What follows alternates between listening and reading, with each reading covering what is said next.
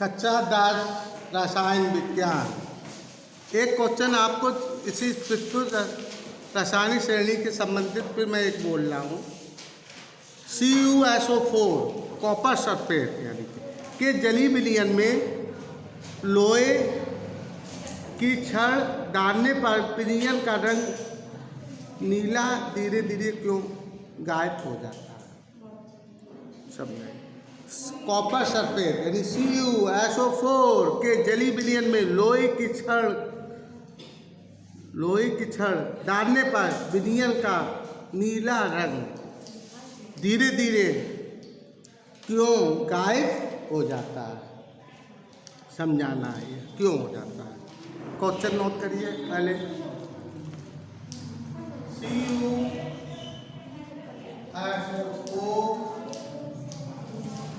के जलीय विलयन में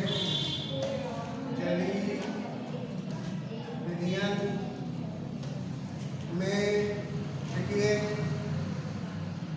लोहे की छड़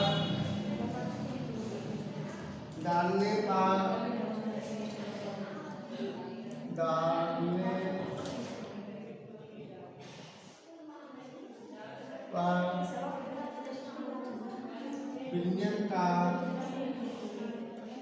विलयन का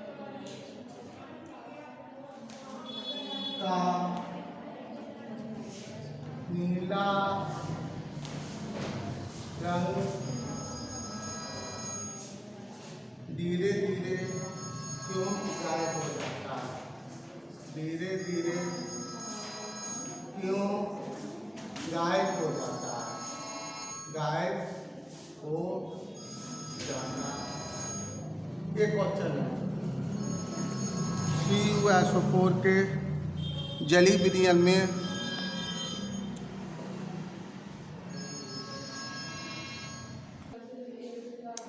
देखिए CuSO4 के जलीय विलयन में लोहे की छड़ को डालने पर, इसका उत्तर लिखिए।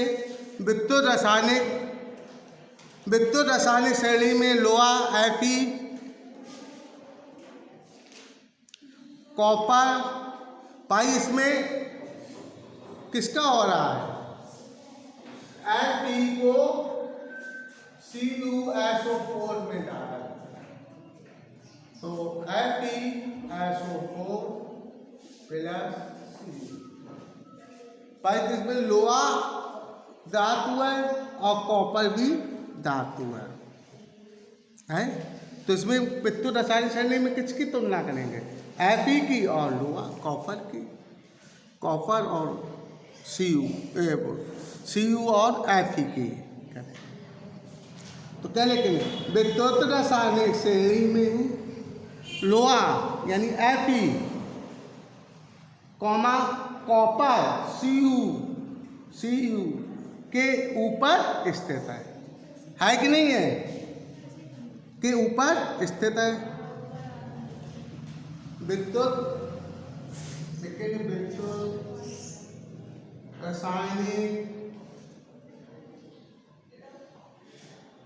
रासायनिक श्रेणी में लोहा यानी कि Fe कॉमा कॉपर Cu के ऊपर स्थित है।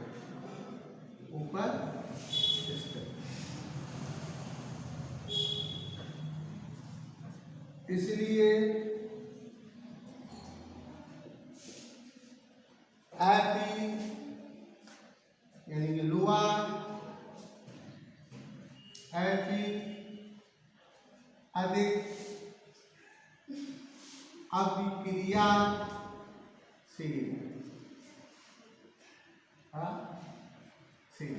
और कॉपर क्या होगा? कम अभिक्रियाशील होगा।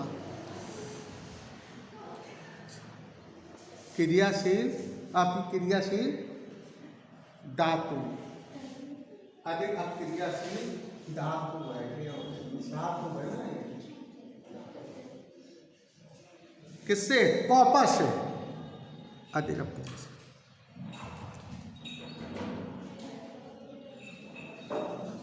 अब क्या लिखेंगे?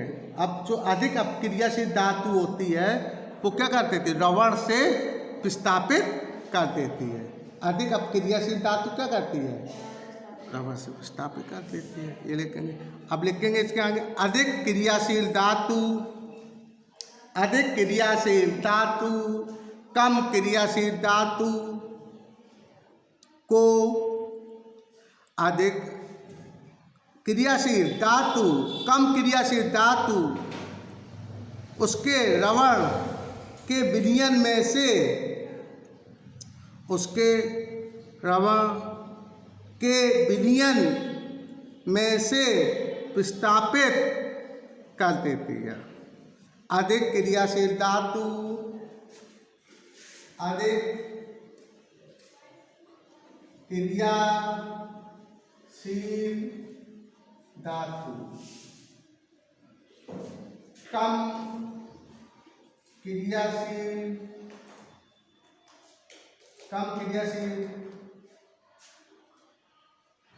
धातु को उसके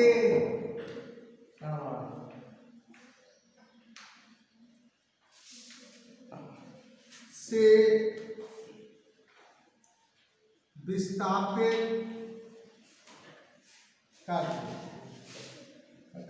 विस्थापित करते। अब ये देखो CuSO4 क्या है? रबड़ है।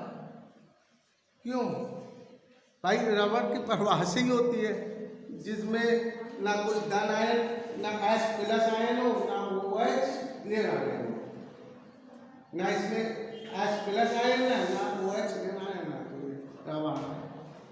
तो अधिक क्रियाशील धातु कम क्रियाशील धातु को उसके रबड़ से क्या कर देती है? विस्थापित कर देती है। अतः लोहा को कॉपर सल्फेट विलयन में डालने पर, अतः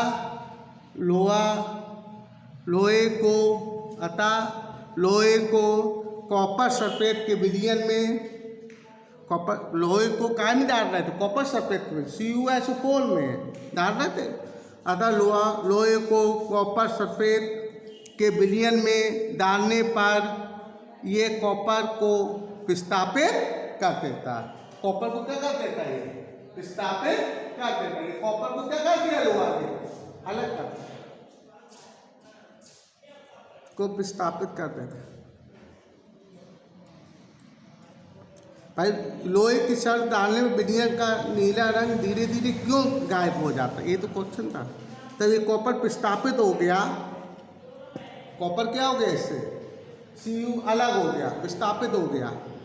ठीक है, तो आप इसके नीचे लेके भाई ये क्रिया जो हमारी है तो क्या हो गई? इसके नीचे Fe+Cu gives FeSO4 प्लस यहाँ पे लिखेंगे और यहाँ।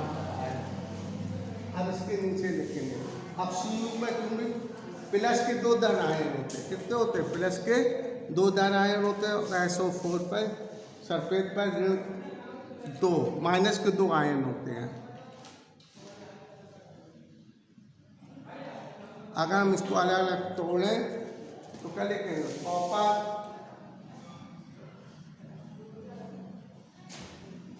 Cu कॉपर सल्फेट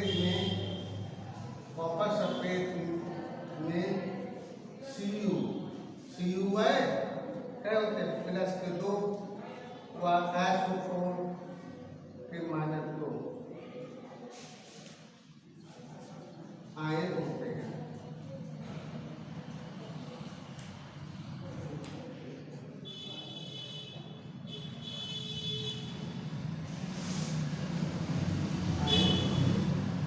Cu का रंग नीला होता है। अब Cu2+ का रंग कैसा होता है? नीला होता है। क्या होता है? नीला होता है। और ये Cu क्या हो गया? इससे Cu क्या हो गया इससे भाई, अलग नहीं हो गया, क्रिया में नहीं दिख रहा है। Cu क्या हो गया इससे, अलग हो गया है। Cu क्या हो गया, अलग हो गया। तो ये नीला रंग क्या हो जाएगा, इससे अलग हो जाएगा, गायब हो जाएगा धीरे धीरे। Cu अलग हो गया, नीला होता है तो Cu प्लस के Cu में बदलने के कारण नीला रंग गायब हो जाता है। इसी के हम ऊपर लिखवाए दे रहे हैं, नीचे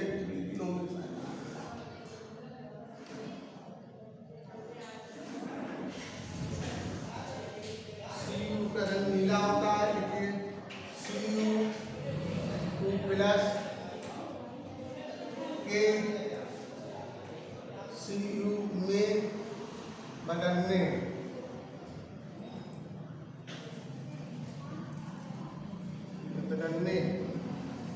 के कारण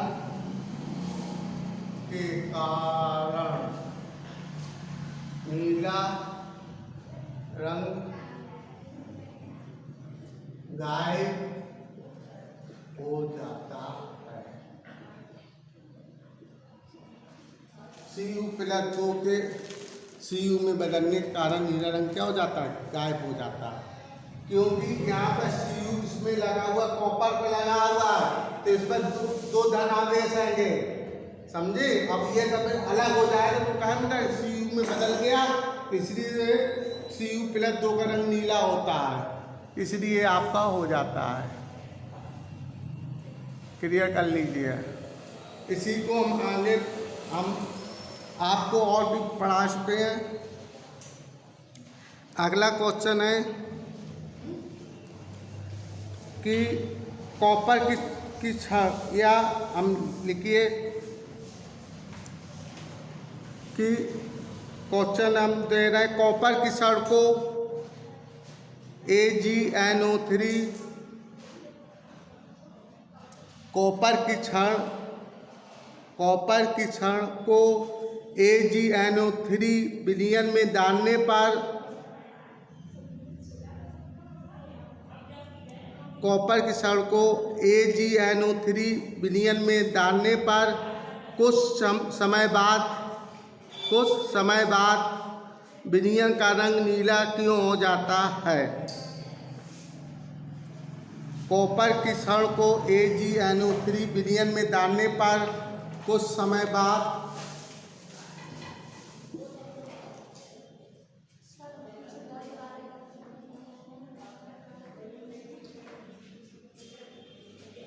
मैं लिख के दे रहा हूं, नोट कर लीजिए। कॉपर की छड़ को AgNO3 विलयन में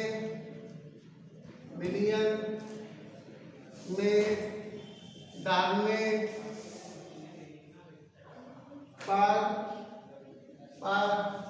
कुछ समय बाद विलयन का रंग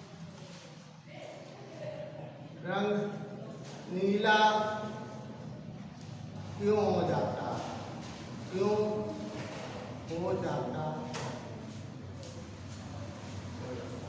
कॉपर की छड़ को AgNO3 विलयन में डालने पर कुछ समय बाद विलयन का रंग नीला क्यों हो जाता है।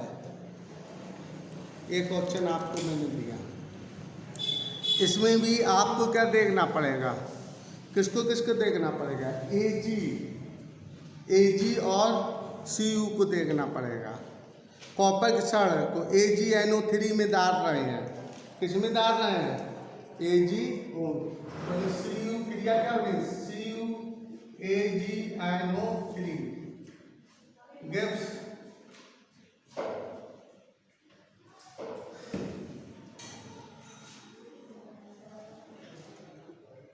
तो ये CuNO3 का ऑक्साइड प्लस Cu नहीं प्लस Ag।